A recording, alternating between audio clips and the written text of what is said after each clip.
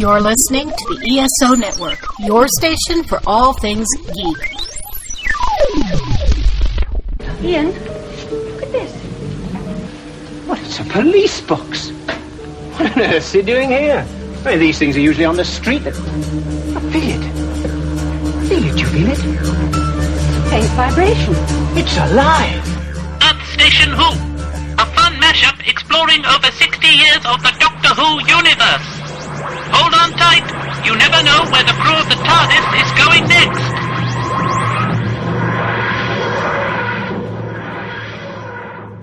Hey there, listeners, and welcome to another episode of the Earth Station Who podcast. That's right, folks, we're back, and we're going back to the world of Big Finish, and we are looking at the Paternoster Gang.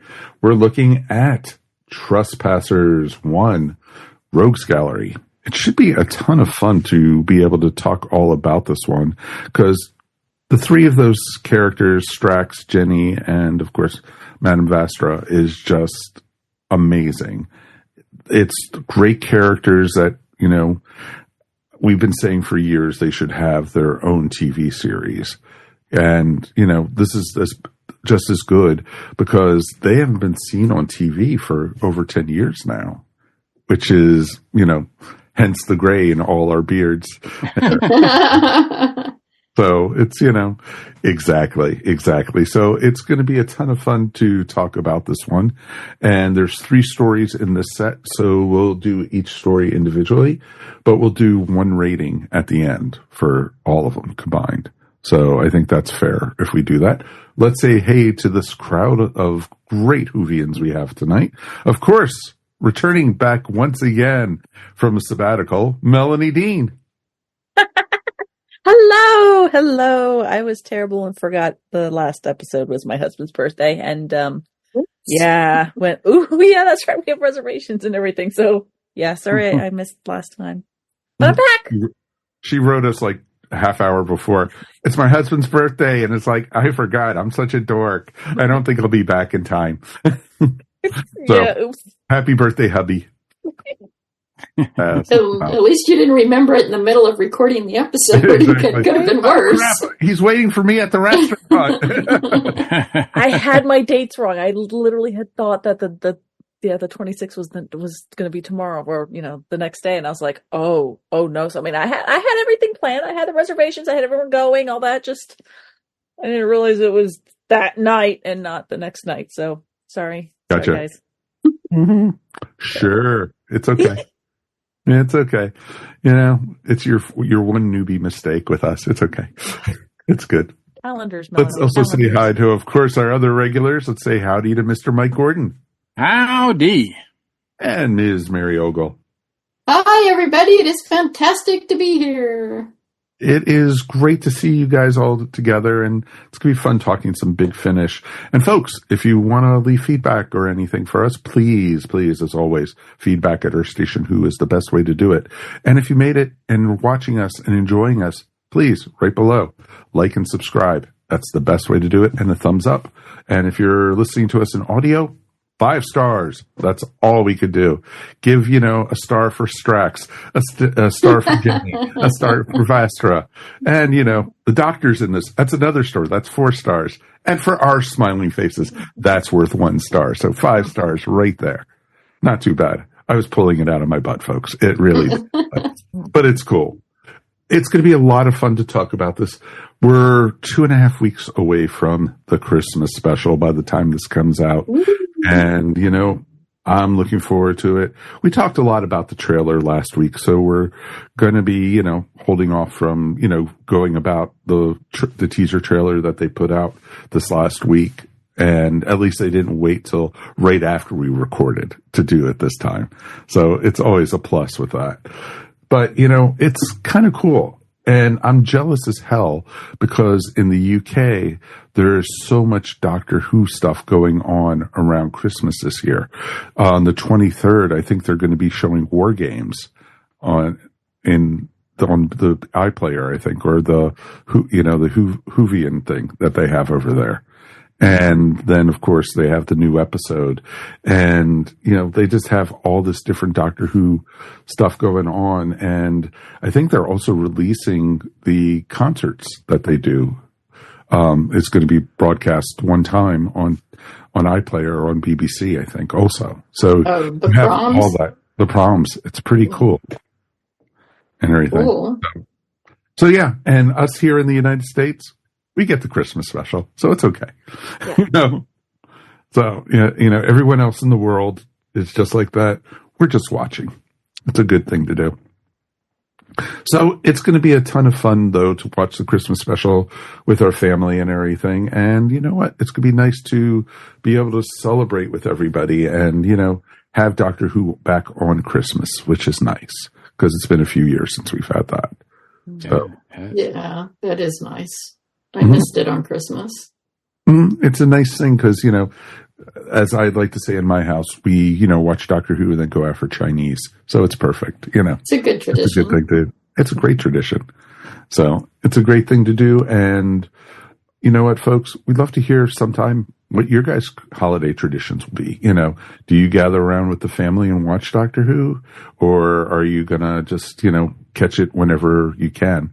Because, once it's on Disney, you could watch it, as many times as you want. So it's a good thing with that. So very cool stuff.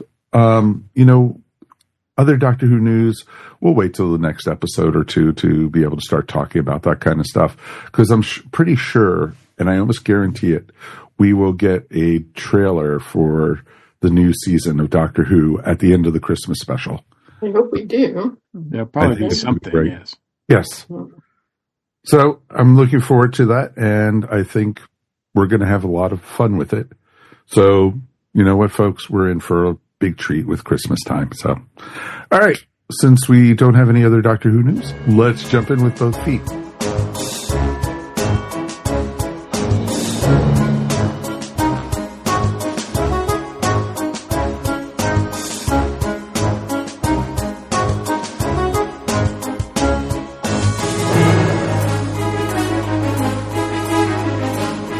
We're going to go back to the wild years of October 2023. Seems so far away. And we got Trespassers 1, and they subtitled it Rogues Gallery. And it's a neat story because it's 3 separate stories, but these stories, you don't think about it and you don't find out until the very end that they're tied together. And it's a lot of fun to do it. What were your initial thoughts listening to this, coming back? We'll start with Melanie, since she wasn't here last time. Yeah, Mel, before you, have you listened to the others with them? Is this your first time listening to the Paternoster Gang audios, or did you listen to Heritage as well? I've heard Heritage before. So I listened to, how many, is Heritage just 1 or 2? I think I can't remember. Okay, but I know I've listened to one set, and I think it was 4 Heritage. sets. Yeah, I know. I think I've listened to. It was 4. I did not listen to all of them, but yes, this is not my first foray into Paternoster Gang. Gotcha. Right. And what are your feelings about the gang and the audios so far? Before you going into this. So going into this, I knew that the 3 main cast, the cast members really do well with timing, and it's like once I started listening to Paternoster Gang, then I realized, oh, this is what Big Finish really can be. Because I would listen to other ones, and like sometimes other Big Finish would be like hit or miss with different doctors and companions and that kind of thing. But these 3 just, they were, I don't want to say like they were born for audio, but they were born, at least they were born and bred for just being able to perform together. And hearing this in an audio form it's just wonderful just to having them together. And I'm sure it's wonderful for the actors because they don't have to put on the makeup and the costume. I know, right? Right. Or Nev. Sure, Probably, right. Yeah. She's pretty happy. Exactly. It's funny too. It's funny because Michelle and I are currently getting caught up with All Creatures Great and Small on the most recent season, the 4th season. And in one episode, Nev McIntosh is featured. And throughout the episode, I was distracted because I kept hearing her voice, and I was like, I know her, but yet the looks didn't really, because I don't usually see her. Even when I saw her as this character, I mean, I she's using makeup most of the time. I mean, I know what she looks like, and we've seen her in person and all of that. I've seen her in other things, but it was really like most of the time when I hear the voice and when I think of her, I don't think of her as she looks. I think of her in the makeup or just her voice, because I've heard so many of these audios now. So yeah, it took me a while to click that it was her in that episode. She was great in, by the way, and anybody who's not watching that show should watch it. Oh yeah, it's a fun show. And we're going to be getting the new season of that fairly soon. So yeah, early next year. Yeah. So and that's one of those ones that's weird because they show it in Britain first, and then they wait like 2 months to show it here. God forbid. Yeah, I mean, come on, man. Like that's like you like Doctor Who. Show it like all at the same time. You know how many years it took us to get to that point, though, dude? I know it did. Yeah, we're lucky to have it now. But I mean, well, yeah, that's the good thing. We're lucky to have it now because a lot of the other shows that the BBC does still don't do that, which is just mind-blowing to me. So anyway, Mel, so I'm sorry, I didn't mean to interrupt. Mel, back to you. What did you think? What? No.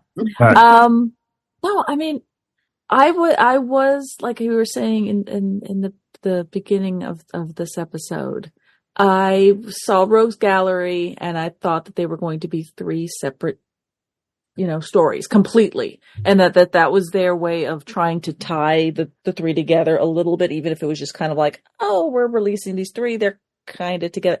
But at the very end of the 3rd one, then you realize, oh, wait a minute, these are connected very well, and that there's going to be more. And if you were listening to this back in October 2023, you had no idea where the heck you were going to go. And that's why it's kind of nice, because after the fact of this one, at least I was able to read the snippets of the next ones to go, wait, what was going? Exactly. I like cliffhangers within the series. So if I'm listening to a set and I know it's 1, 2, 3, and then there's a cliffhanger in it, fine.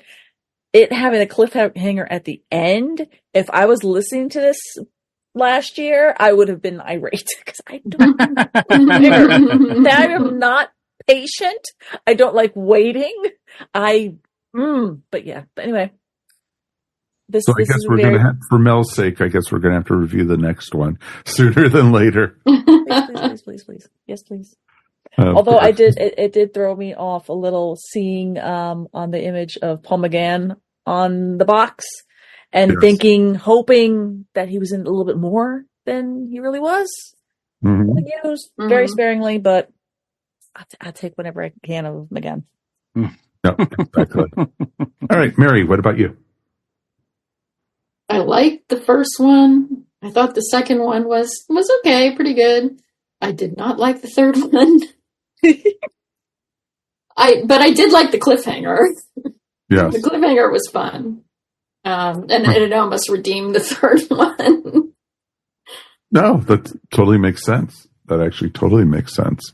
Because, it was interesting because the first one felt like it was a story we've seen and done.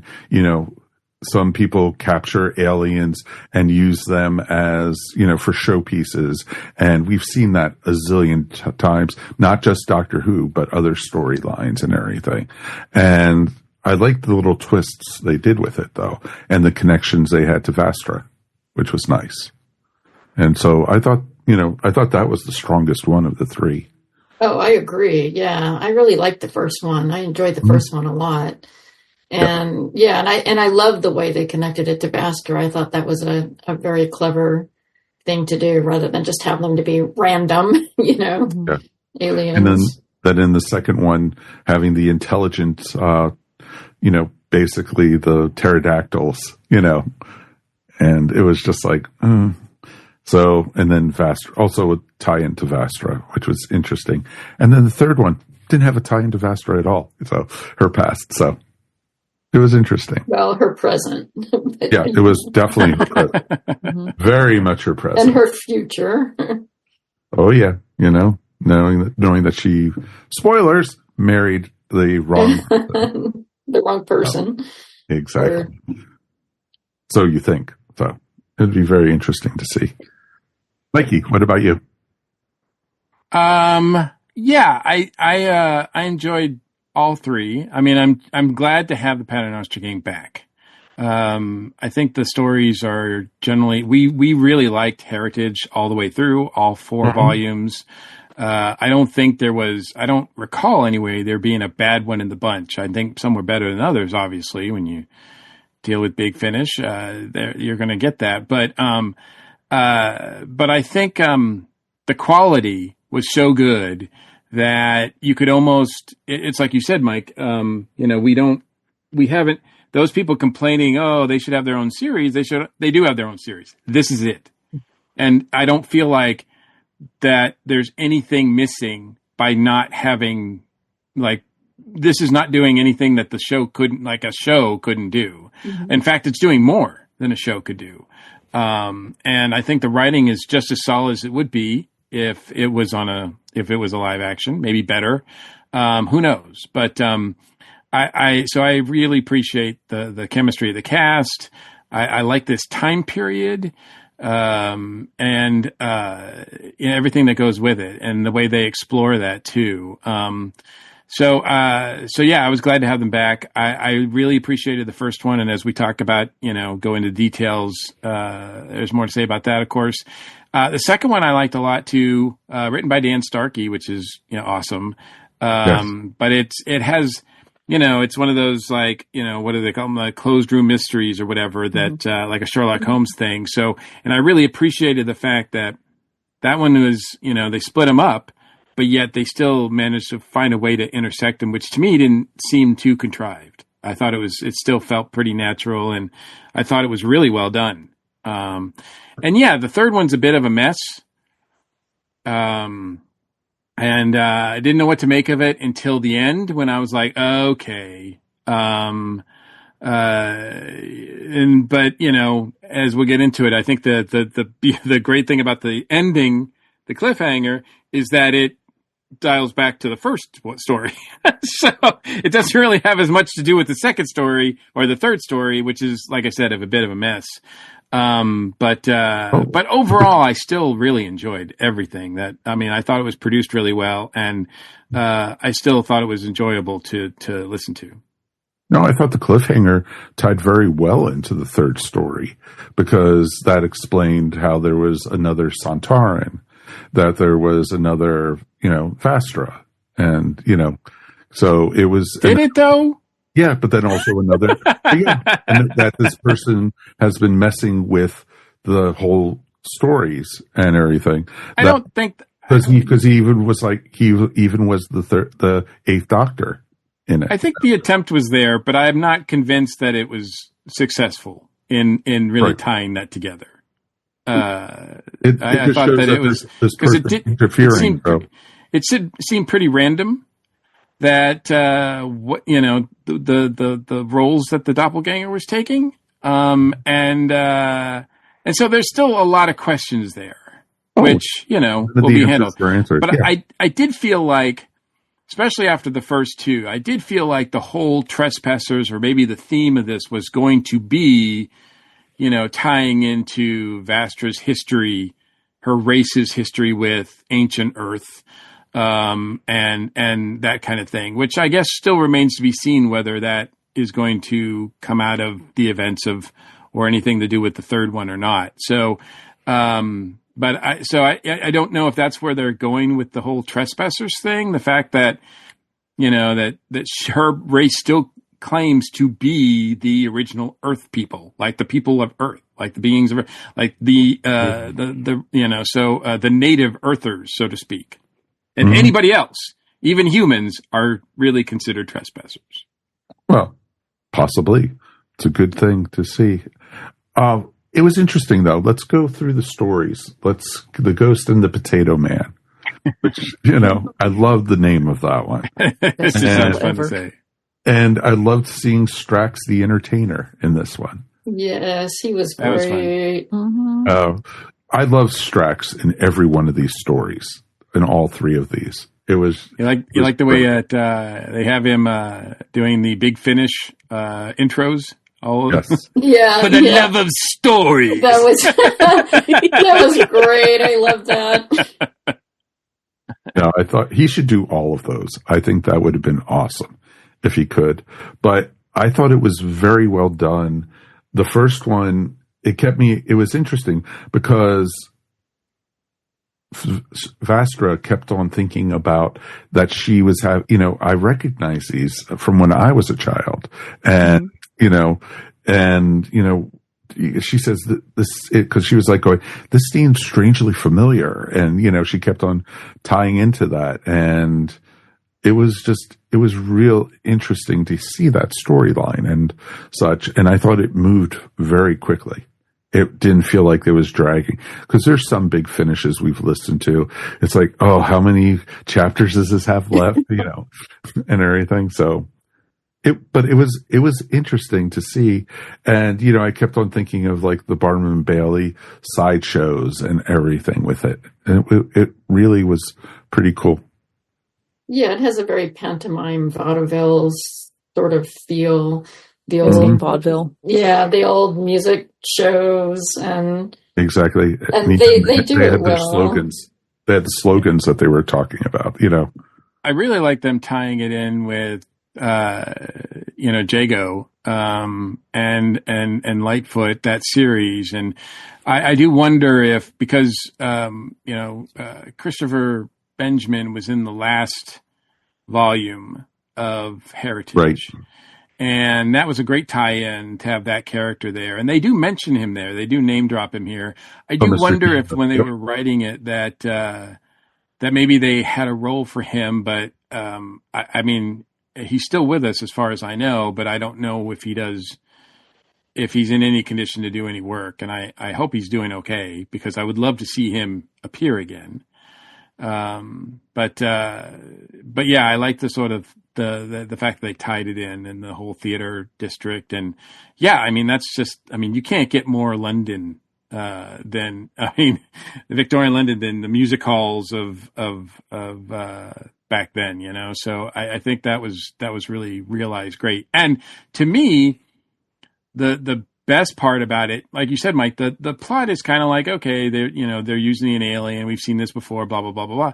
But I really liked Big Finish in the way they handled the audio of the aliens, because even though we're told that they're beautiful, but that's kind of hard to depict. And I thought audio-wise, they did a really good job at giving the aliens a ethereal, is that the right word? Yeah. Quality. Ethereal? Ethereal. Thank you. Yeah. Thank you. Yeah, urethra was an entirely different thing. Yeah, that's what I was like thinking. I'm like, that's not right. But ethereal quality that just really worked, so that they did sound like ghosts. They did have that spirit quality to them that I thought was really effective. And sometimes I'm pretty critical of the effects that Big Finish puts in their audio with characters, because sometimes I think they just do it to do it, and sometimes it's hard to understand what they're saying, and I just don't appreciate that. But this time I thought it was really effective. Yeah, I agree. It was nice to be able to understand them, but still feel like they were alien. Yeah. Well, it was interesting because the first two stories had the aliens in it, and the aliens in the first one were very easy to understand, but you could hear the flowiness to it. But in the second one, I was actually having a little trouble hearing what the pterodactyls were saying.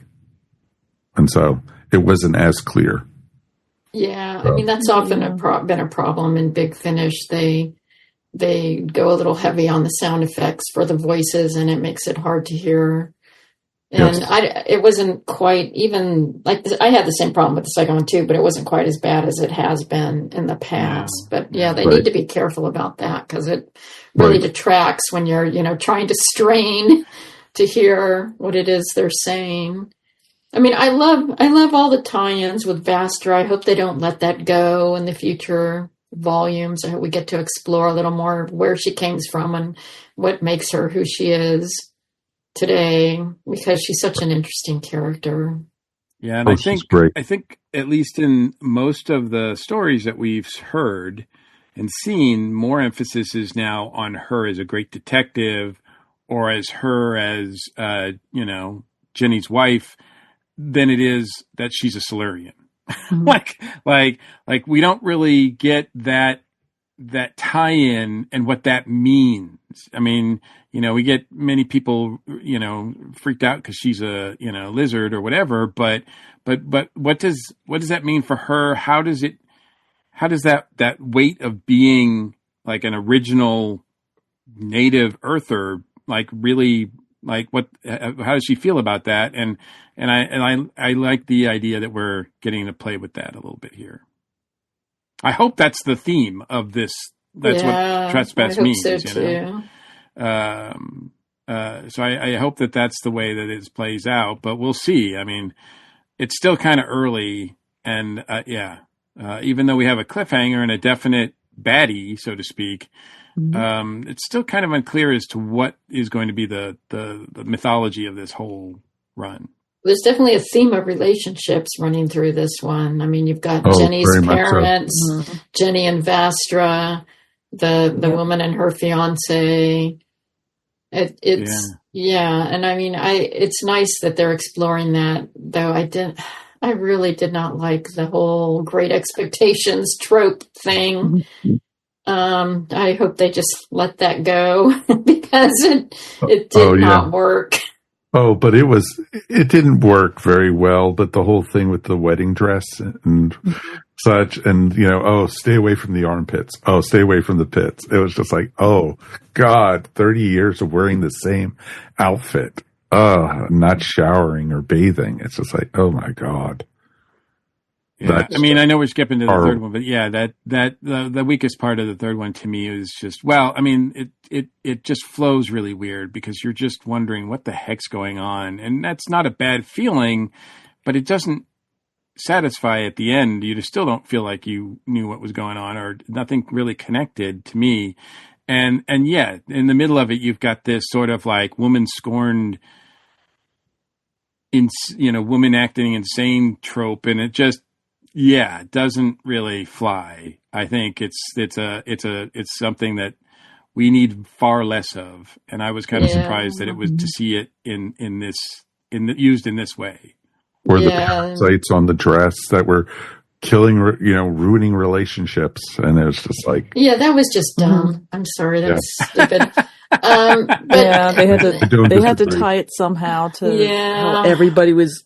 All the relationships were having like discourse for one reason or another. The thing was, you couldn't tell that was any different than what anybody would be acting like in a stressful time leading up to a wedding or any stressful time in a relationship. It wasn't actually all that extreme. I mean, when they're bickering at each other, well, pretty much every couple bickers like that at some point leading up to a wedding.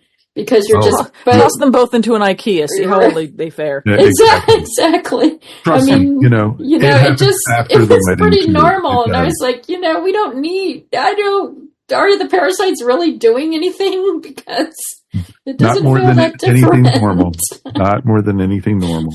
So the third one was the weakest of the three, but we find that a lot of the times. With the stories, a lot of the river songs we've reviewed, the third one is always the weakest of the three. Well, unfortunately, in this case, the third one, the weakest story, is the one that features the doctor.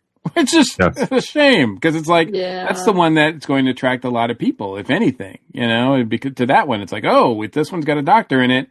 And I'm sorry, but what a waste of Paul McGann. I mean, you kind of alluded to it, Mel, when you said that he's not in it that much, and he has a couple of good lines, but really, it's sort of like I felt like he was wasted in this, and not in a I'm drunk kind of way. Well, maybe he was. We don't know.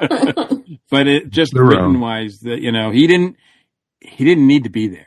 There was no reason for that character to be in there, and he didn't add anything to it at all. So seems like they wanted him just for that little kind of that time loop kind of thing of saying, oh, you left me at the altar or whatever, or the 35 years ago or what have you. And he was like, what? We've never met.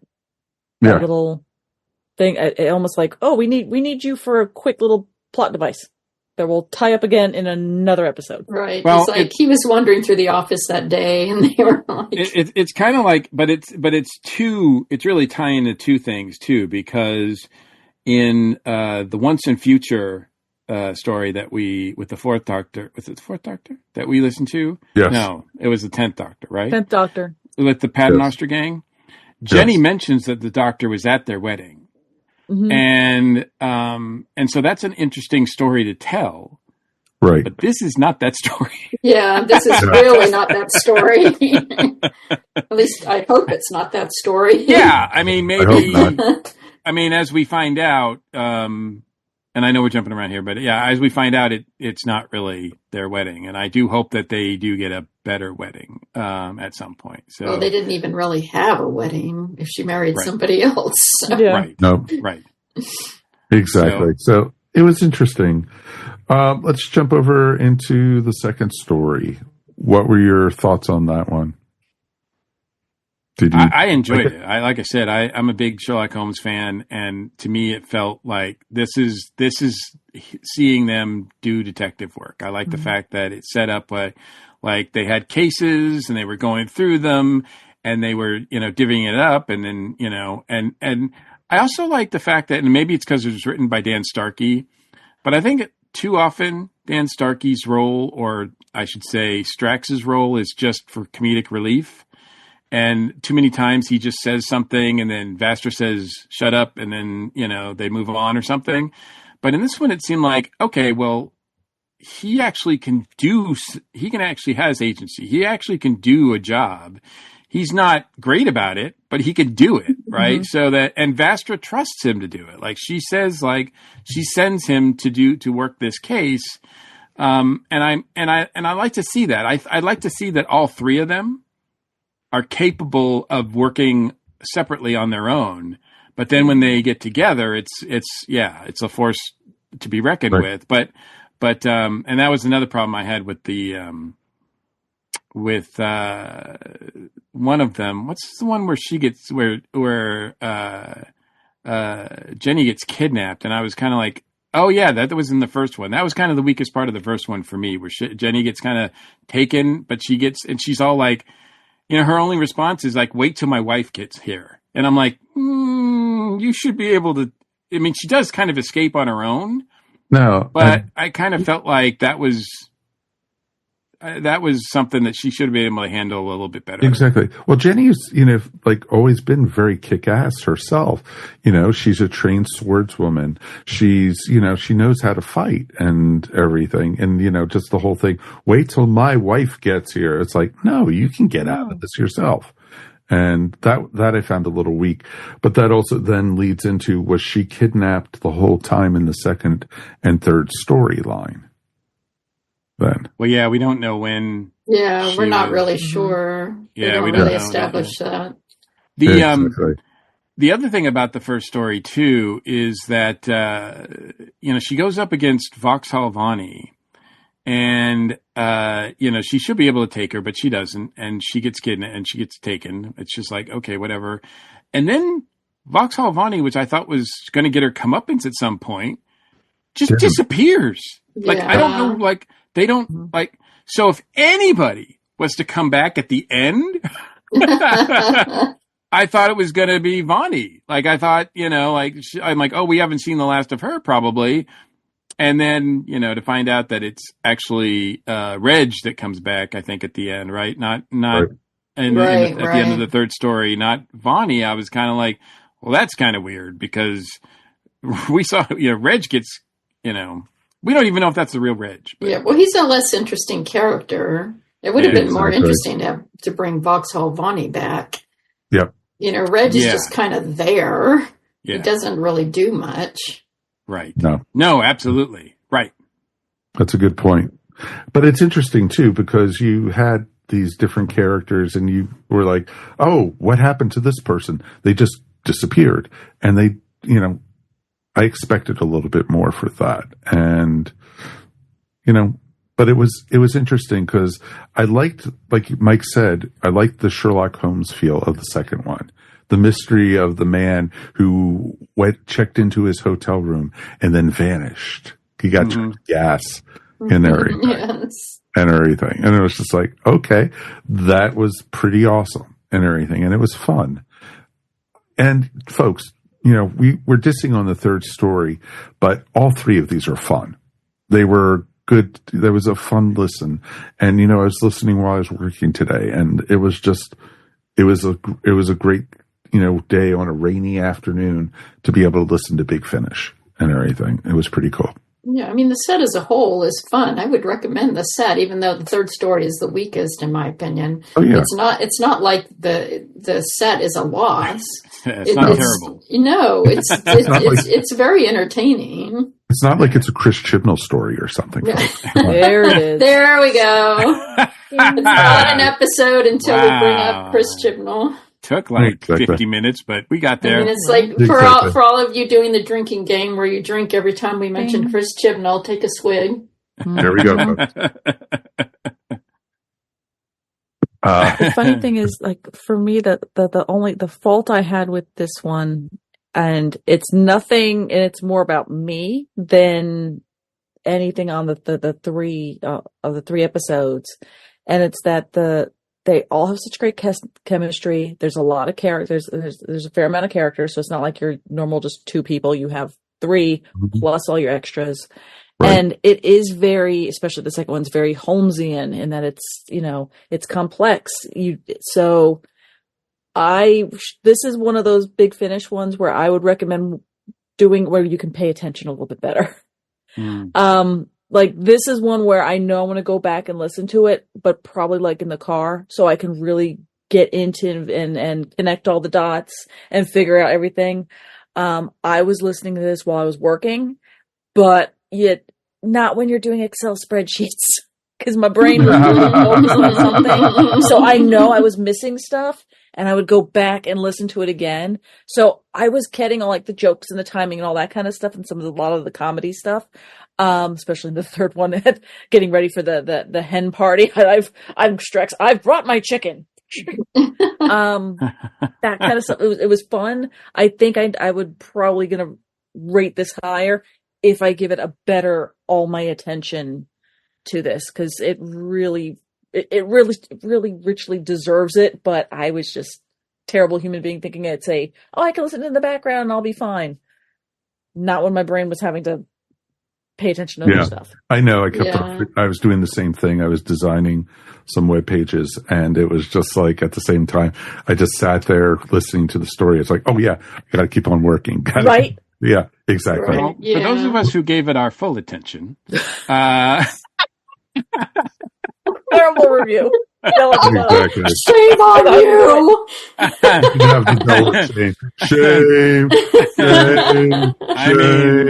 I mean, really. But I will say, even so, I mean, it does require a lot. And I think because a lot of it is an accent that we're not familiar with. A lot of people are speaking in accents that we're not familiar with. And, sometimes Big Finish has a tendency to either load it up with audio effects, those voices, or they take on character effects, right? Like, so they are doing, but I think also one thing that I've noticed, or I really became aware of during this run, is, and I think last time we did the Paternoster Gang with Heritage, was that before the pandemic? Those were produced before the pandemic? I want to say it was, but I'm not sure. But in any case, it seems like Big Finish is either like cut their budget a bit or something or what, but it seems like a lot of actors are now playing multiple characters, and you have to be really, really skilled at voice work to be able to pull off successfully two different characters distinctly in an audio adventure. And I think sometimes it works in Big Finish and sometimes it doesn't. And so you get confused as to who's talking, which character is this, because they all kind of sound the same. There was a couple times in the first and second story, I thought a lot of the female characters sounded a lot like Caton. I thought Yes. very much so. I did get that too. I thought that Caitlin, I was convinced that Katrin. Remember, we ran into this problem. Yeah. I think Katrin was, I was convinced that she was doing a voice of one of the characters that she was speaking to, actually, that Jenny was speaking to. And I was like, this is weird. And then it turns out when I listened to the, behind the scenes stuff or whatever, the interviews, that it was a different woman. But she was still, that woman, I think, was still doing two characters. And this isn't even the third one, which is doppelgangers. It's like, like you expect people to do two different roles there, but no, so I do need to focus when I'm listening to these, just because of, it's really easy to get lost, I think, in some of these, especially if they're not written as well as they could be. But that said, I like I said, I think the second one in some ways was one of my favorites, might have been my favorite story of the three, just because it did have that Sherlock Holmes quality about it. And I really did because I'm like, okay, well, they're doing two different cases, and I'm like, okay, they're probably going to tie in together somehow. We'll see if Dan Starkey can write that in a way that it feels, to use the title, symmetry, that it gives it symmetry, right? That it feels like it doesn't feel contrived. And I thought it was pretty, I love the fact that it was pretty early on where Vastra and Jenny were on the roof and they're like, hey, there's Strax. Exactly. I'm like, that's fun. What's he doing over there? And what's he doing? It just seemed because that guy stands out, right? Well, exactly. And, London isn't that big of a city, so it's okay, So I thought they tied together really well, and I thought the two stories did tie really well together. And the pterodactyls weren't as interesting to me as characters or as species or whatever, or the voice on them and what have you. But I still like the overall plot and the way that it was laid out. Yep, exactly. All right. What about the third story, kids? Because that was the most, for a lot of us, the weakest one. Yeah, I really didn't like it. I mean, it's just like Mikey G said. It was a mess. It was just a mess. I didn't like the trope of Great Expectations. I'm not a fan of Great Expectations anyway, but I've had enough of the I've been pining for him for 30 years. I'm like, yeah, no. Move on. Yeah. Get over it. Or the whole trope of, and it was unfortunately, it was a very real instance where, you guys were kind of joking about how the stress of the weddings and everything like that is normal. You don't even need the parasites, but, all too often the stress of what women were going through in that age, they were locked up. And, that is just sort of glossed over here. I was just like, yeah, that happened. And I was kind of like, yeah, we should treat this a little bit more seriously than what you guys are doing. Yeah, well, they do touch on a little bit about the class difference between how Jenny is perceived and how Madame Vastra is perceived. And I was glad that they did that because, women of that time led very different lives. Oh, exactly. Then they even made her, Jenny go to the back of the house because she does the she servant. goes to pick up the wedding dress. Exactly. So it was interesting with that. And it touches on the class system very much so. And, the whole thing with her parents, being shysters and everything. And yeah, this is the first time we've met them, right? No, we've met them before. Yeah. I didn't remember that. So yeah. Yeah, we learn about Jenny's backstory back in Heritage and how her parents are pretty abusive. And gotcha. I kind of remember Jenny runs away. Yeah, I kind of remember that now. So. Though, I mean, you got to think of it from that point of view. I mean, her parents are a product of their upbringing and their culture and just trying to survive in a world that looks down on them. And so it makes them a little more of a sympathetic character. I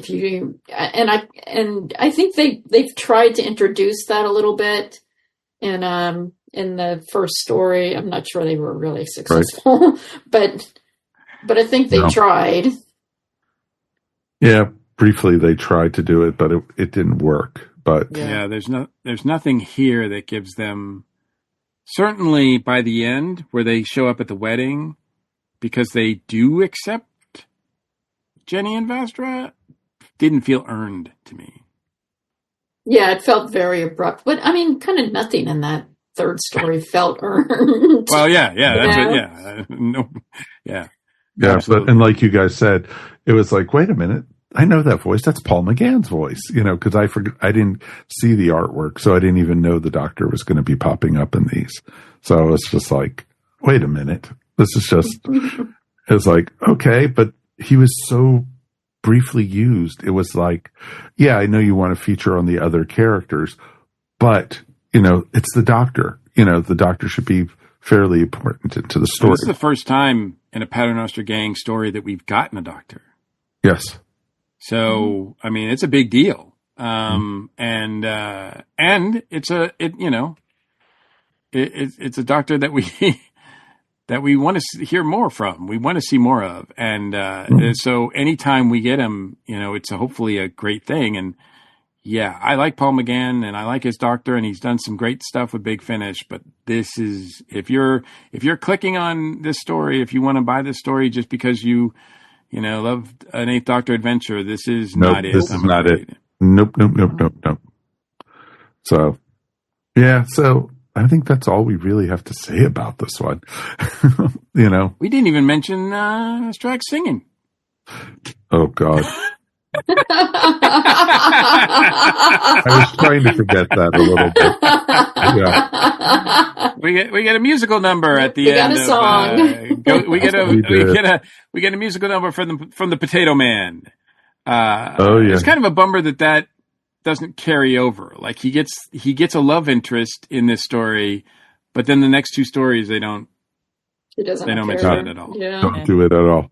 Yeah, that's kind of sad, but that's not a through line there. But I loved when Strax went to the gentleman's club, and he says they were going, "It's all men in here, sir," and he was like, "Even that boy over there with the weak little hands and the skinny arms."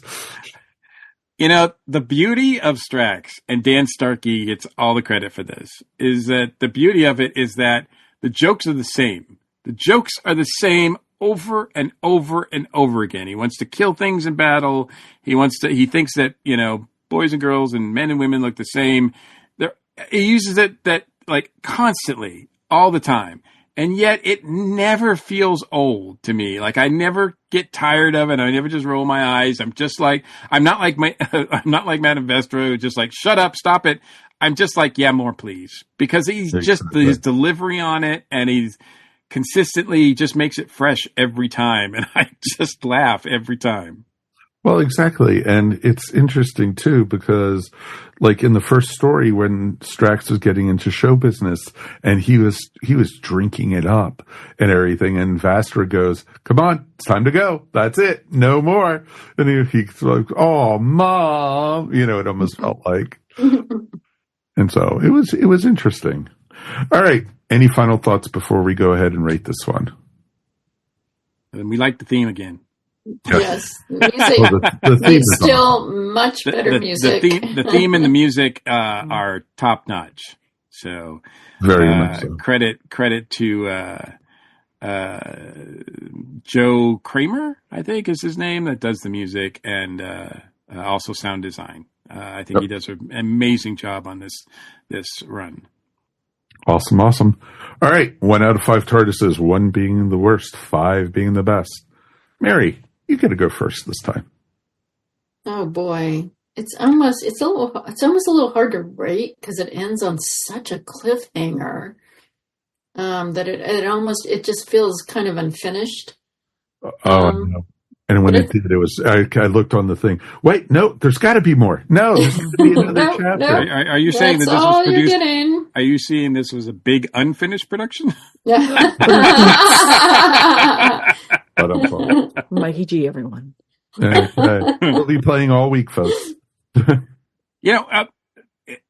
real quick, Mike, because I know we want to get up, but we're getting out, but we didn't even really get into the cliffhanger, because I think the beauty of the cliffhanger is not the fact that it's a cliffhanger and that, but I think what it means, the idea that Jenny is not Jenny. She's been taken by this villain for whatever purpose we don't know yet. And that Vastra's marrying somebody else or married somebody else. Mm-hmm.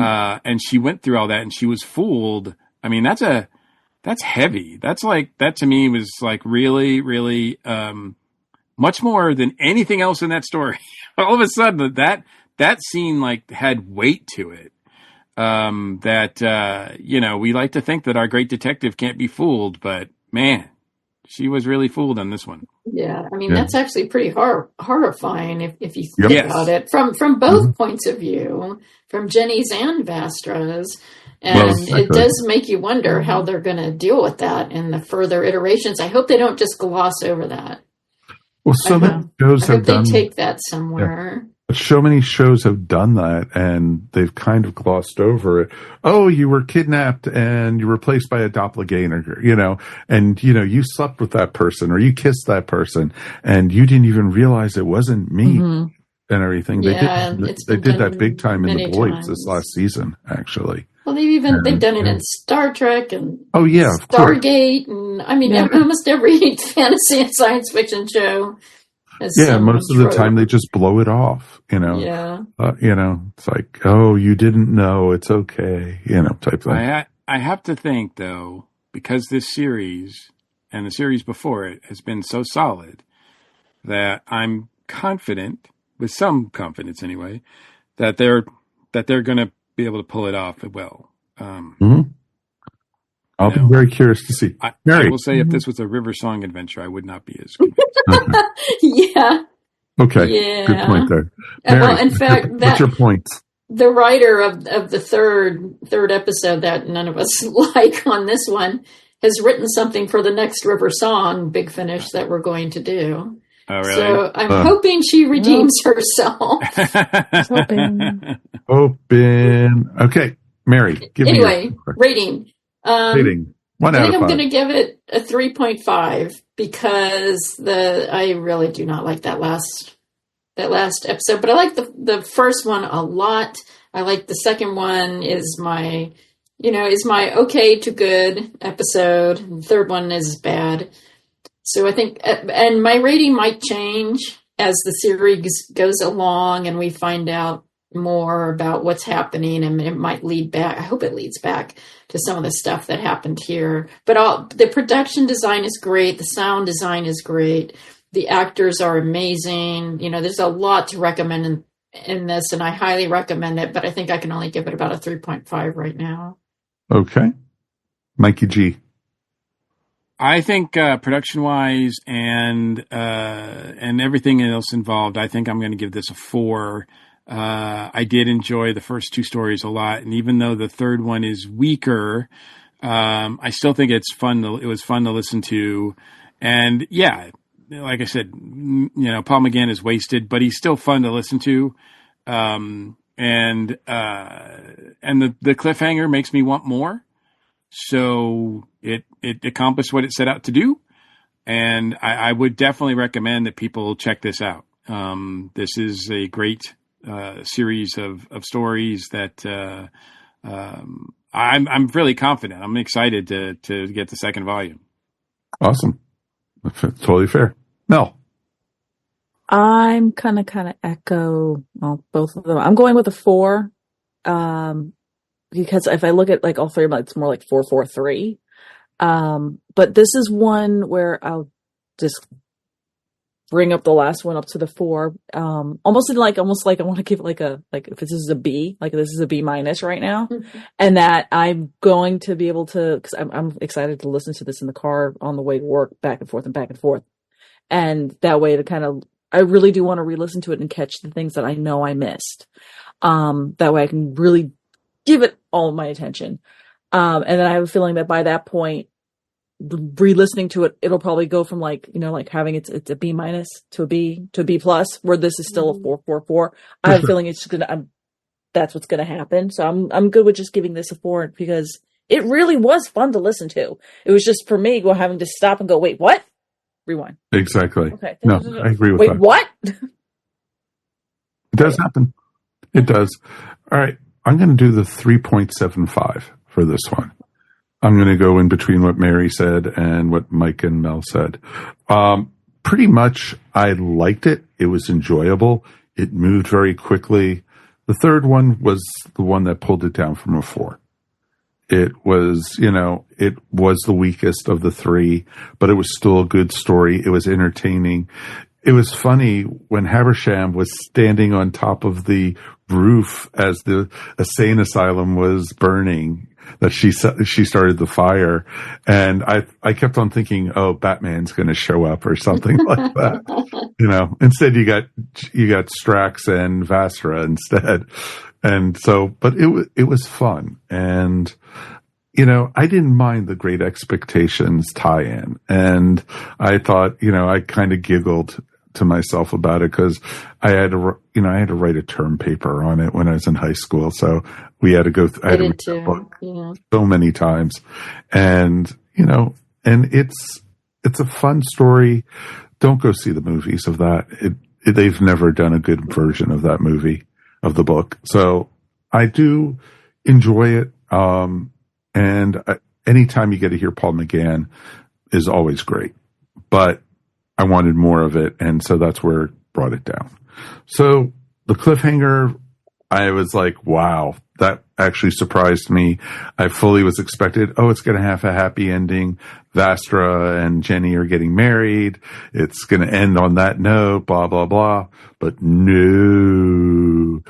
Thank you, Big Finish, for doing that to us. I appreciate it. Now I'm really looking forward to getting this next one on the schedule. Probably, not as long as we thought it was originally going to be. Yeah, maybe we need to switch it for the next one. So we'll see. We will definitely see. What did you guys think at home? Definitely would love to hear from you guys. Feedback at ourstationwho.com is the best way to do it. Definitely, if you've made it this far into the video or the podcast, rate us, subscribe, like. We do appreciate you guys. We don't say it enough, and thank you so much from all 4 of us. We do appreciate you guys very, very much. Especially, we just went through Thanksgiving here in the United States, and we are so thankful for each and every one of you guys out there listening. So thank you, as always. On behalf of all of us, Christmas is 2.5 weeks away, and we are going to be talking all about the holiday special. We're going to be talking about Joy to the World. But it's interesting. That was one thing we didn't bring up. On the UK version, it says Joy to the World. On the Disney version, Joy to the Worlds. I've noticed. Oh, I didn't catch that. Yeah. So definitely keep your eyes open for that kind of thing. So what does it mean? What does it, what are we going to get? We'll have to wait and see. But until then, of course, let's thank our crew for being here, of course, tonight. Ms. Mary Ogle, thank you as always. It was great fun talking with you guys. I always have such a great time. How is your show going at the gallery? My show is going fantastic. I've had 6 paintings in the show, and I sold 5 of them. Wow. Oh, awesome. Yes, I'm very happy about that. What's wrong with the 6th one, everybody? It'll be bought by the 5th dentist. Yeah, right. Exactly. But seriously, yeah, it's been a great holiday show, and I'm very grateful to everyone who bought a painting of mine, and to everyone who listens to our podcast. It is you make the world a better place, and I'm very happy that all of you are part of our family. That is awesome. Mr. Mike, thank you as always. And as always, it's my pleasure. And Ms. Melanie Dean, it is wonderful to have you back. Yeah, I'm glad to be back. You did remember your husband's birthday. It's okay. I even have to think of, yeah. Anyway, yes. Exactly. So yeah, yeah. Just hearing shade. So on behalf of all of us, thank you for everything, folks. We'll see you here next time on Earth Station Who. Peace, and we got new Who right around the corner. Yay. Bye. You have been listening to Earth Station Who, a pop culture podcast dedicated to all things Doctor Who, featuring talents from throughout space and time. All topics on the show are the sole opinions of the individuals and are to be used for entertainment value alone. You can subscribe to our show wherever fine podcasts are found, or check out our website, earthstationwho.com. Don't forget to check us out on Facebook or Instagram, and if you enjoyed the show, please write to us at feedback@earthstationwho.com. Thank you so much for listening, and we will see you on the next journey of Earth Station Who. Dive into the magic of Hollywood, Broadway, and beyond with Julian Schlossberg's Movie Talk. This captivating weekly podcast brings you closer to top talent in motion pictures, theater, and television. Each episode features in-depth, engaging interviews with the biggest names in the industry. Tune in each week for fascinating conversations and a fresh perspective on the art and business of entertainment. Julian Schlossberg's Movie Talk, your backstage pass to entertainment, now part of the ESO network. This has been a broadcast of the ESO Network. Be part of the crew and help support our shows by donating to our ESO Patreon or by shopping at the TeePublic store, which can all be found at www.esonetwork.com. The ESO Network, your station for all things geek.